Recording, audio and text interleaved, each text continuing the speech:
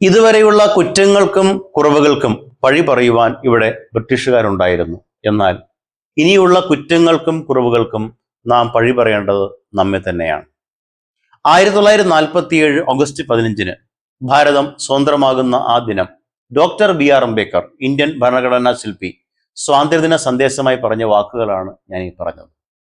സ്വാതന്ത്ര്യം കിട്ടി സംവത്സരങ്ങൾ പിന്നിട്ടു ഞാനും നിങ്ങളും 2026 ഇവിടെ ഇരിക്കുമ്പോൾ ഇന്നും നാം സ്വതന്ത്രമാണോ?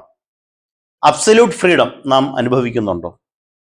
പ്രിയ ഉദ്യോഗാർത്ഥികളെ, അഭിജിത്ത് ദീപ്കെ എന്ന വിദ്യാർത്ഥി നേതാവ് സോഷ്യൽ മീഡിയയിലൂടെ ആരംഭിച്ച പോരാട്ടം പിന്നീട് സോനു വാങ്ചുങ്ങിനെ പോലെയുള്ള പരിസ്ഥിതി പ്രവർത്തകനും വിദ്യാഭ്യാസ വിചക്ഷണന്മാരും ഏറ്റെടുത്ത് രാജ്യം മുഴുവൻ ആളിപ്പടരുന്ന മഹാപ്രക്ഷോഭമായി മാറുകയും ഇന്ന് ഇന്ദ്രപ്രസ്ഥമാകെ തന്നെ കലുഷിതമായി മാറിയിരിക്കുകയും ചെയ്യുന്നു.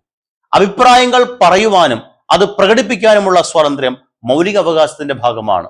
ആർട്ടിക്കിൾ 19(1)(a) പ്രതിപാദിക്കുന്നു. Right to speech and expression is a fundamental right. അഭിപ്രായങ്ങൾ പറയുക തന്നെ ചെയ്യും, അത് പ്രകടിപ്പിക്കുക തന്നെ ചെയ്യും.